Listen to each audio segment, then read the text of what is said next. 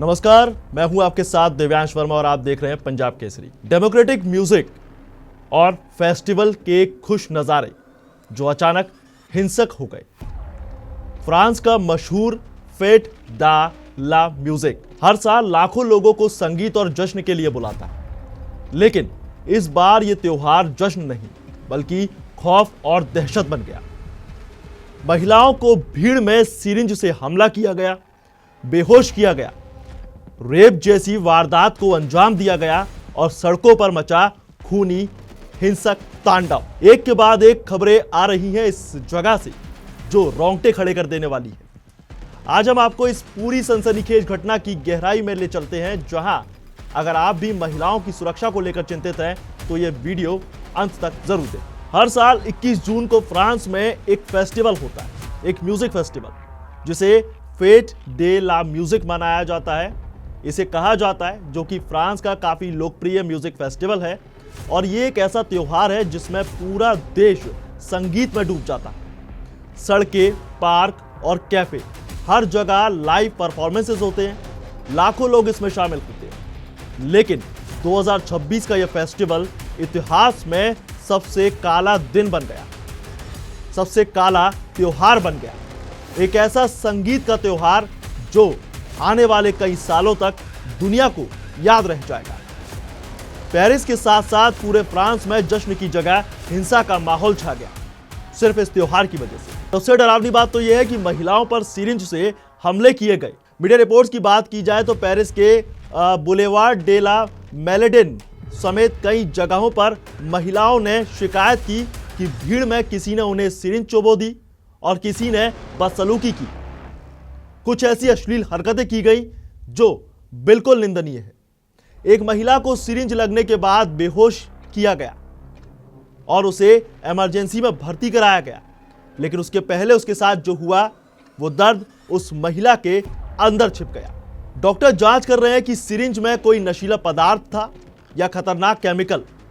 अभी तक इस बात की कोई पुष्टि नहीं हो पाई है, लेकिन यह पहली बार नहीं है, बल्कि यूरोप में पहले भी निडल स्पीकिंग के मामले जो हैं वो सामने आए हैं। लेकिन इस बार इतनी बड़ी संख्या में होने वाले इस पूरे फेस्टिवल में इस खतरनाक, इस खौफनाक मंजर ने पूरे फ्रांस में हड़कंप मचा दिया।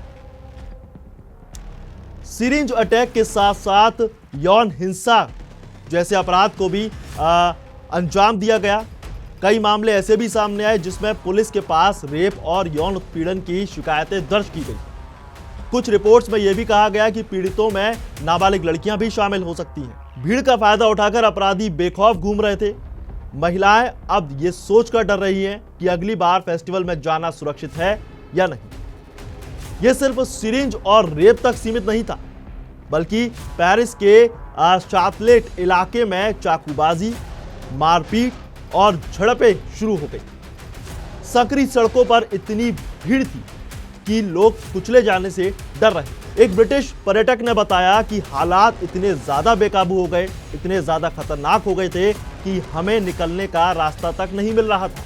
अचानक लड़ाइयां शुरू हो गई, लोग एक दूसरे को मार रहे थे। कोई किसी को चाकू से मार रहा था तो कोई किसी को हाथ पांव से मार रहा था। फ्रांसीसी पुलिस ने तुरंत एक्शन ले लिया है, लेकिन पूरे देश में 243 लोगों की गिरफ्तारी की गई। हजारों पुलिसकर्मी, दमकल कर्मी, ड्रोन और हेलीकॉप्टर तैनात किए गए हैं। लेकिन विपक्ष और सोशल ऑर्गेनाइजेशन सरकार पर सवाल उठा रहे हैं कि इतनी बड़ी भीड़ का अंदाजा पहले से था या फिर सुरक्षा इंतजामात में कहीं कोई कमी पेशी रह गई, और अगर हां तो वो कमजोर क्यों थी। दोस्तों, ये घटनाएं सिर्फ फ्रांस की नहीं बल्कि पूरी दुनिया के लिए चेतावनी है। बड़े फेस्टिवल भीड़भाड़ वाले इलाकों में अक्सर मनाए जाते हैं, कई बड़े आयोजन किए जाते हैं। महिलाओं की सुरक्षा का ध्यान दिए बिना कुछ ऐसे आयोजन जो हैं वो कराए जाते हैं, लेकिन महिलाओं की सुरक्षा की बात कहीं किसी आयोजन में नहीं की जाती, इसको प्रायोरिटी नहीं दिया जाता। हालांकि सुरक्षा कैसे सुनिश्चित की जाए ये भी एक बड़ा सवाल है। यह अब एक बड़ा ऐसा सवाल बन गया कि आने वाले दशकों में यह सवाल हर किसी के मन में कूदने वाला है। बहरहाल, आप क्या सोचते हैं हमें कमेंट में जरूर लिखें। क्या फ्रांस में महिलाओं की सुरक्षा अब खतरे में है या फिर दुनिया में महिलाएं अब ऐसे ही जीने पर मजबूर की जा रही हैं। देखते रहिए पंजाब केसरी।